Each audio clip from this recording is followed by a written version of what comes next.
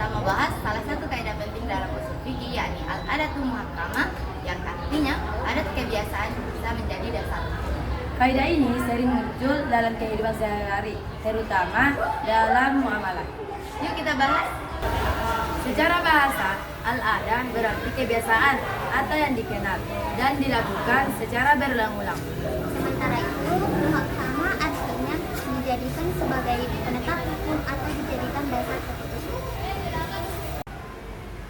Jadi, secara istilah, segala perkara yang tidak ada dalil khususnya kembali kepada adat atau kebiasaan masyarakat. Ini bukan berarti adat lebih tinggi dari syariat, tetapi adat digunakan selama tidak bertentangan dengan Al-Quran dan Sunnah. Kaidah ini punya dasar dalam Al-Quran, seperti dalam Al-Quran surah Al-A'raf ayat 199 yang berbunyi, Khudil afwa wa umur bil urf, jadilah pemaaf dan perintahkanlah manusia kepada yang urf, kebiasaan yang biasa berlaku. Urf artinya kebiasaan baik yang dikenal masyarakat. Ayat ini menunjukkan bahwa Islam mengakui kebiasaan baik yang dijadikan sebagai dasar bermuamalah. Dalil hadisnya juga ada, seperti sabda Rasulullah SAW yang berbunyi, "Ma ra'ahu muslimuna hasanan wa huwa indallahi hasanun," yang berarti apa yang dipandang baik oleh kaum muslimin maka baik pula di sisi Allah Subhanahu wa taala. Hadis riwayat Ahmad.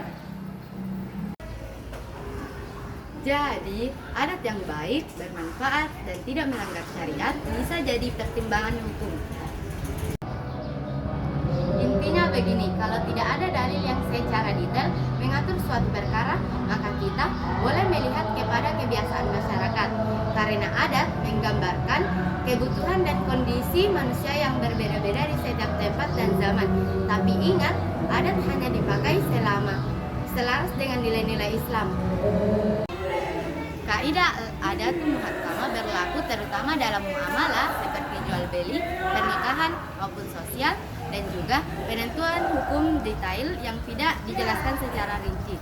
Contohnya, dalam pernikahan, mas kawin bisa berupa uang atau barang sesuai dengan adat setempat. Atau dalam jual beli, seperti cara pembayaran di setiap daerah berbeda-beda. Selama tidak bertentangan dengan syariat, semuanya sah.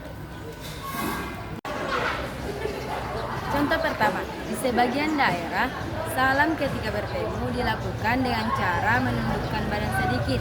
Ini adat dan boleh dilakukan selama tidak bertentangan dengan syariat. Contoh kedua, di pasar ada kebiasaan membayar setelah barang laku. Ini tidak disebutkan secara khusus dalam dalil, tetapi karena sudah menjadi adat yang disepakati, maka hukumnya diperbolehkan. Dan contoh ketiga, dalam pesta pernikahan, adat menentukan siapa yang memberi sambutan lebih dulu, pihak perempuan atau pihak laki-laki. Ini bukan ibadah, jadi mengikuti adat setempat diperbolehkan. Intinya, adat yang baik memudahkan masyarakat untuk menjalani kehidupan sehari-hari. Assalamualaikum. Waalaikumsalam. Aku boleh nanya nggak? Boleh apa tuh? Nah, Mut, kalau ada kebiasaan yang dianggap biasa oleh masyarakat, tetapi sebenarnya masih bertentangan dengan syariat, gimana? Nah, kalau begitu, adat itu tidak berlaku karena syarat adat dapat dijadikan hukum adalah yang pertama, adat itu baik, yang kedua, tidak menyalahi syariat, yang ketiga, berlaku umum, dan yang keempat, dikenal dan dilakukan secara berulang. Jadi adat tidak bisa membenarkan perkara yang haram ya? Ya, betul. Misalnya di suatu tempat ada adat meminta uang keamanan. Meskipun itu hal biasa, tetapi tetap tidak dibenarkan oleh syariat. Berarti kita harus menyaring adat dengan nilai Islam. Ya. Kesimpulannya, al-adatu muhakkamah mengajarkan bahwa adat kebiasaan bisa menjadi dasar hukum selama tidak bertentangan dengan Islam. Kaidah ini memudahkan kita untuk menjalani kehidupan sehari-hari, terutama dalam hal sosial dan muamalah. Yuk, lestarikan adat-adat yang baik dan tinggalkan apa yang bertentangan dengan syariat. Semoga Bismillahirrahmanirrahim.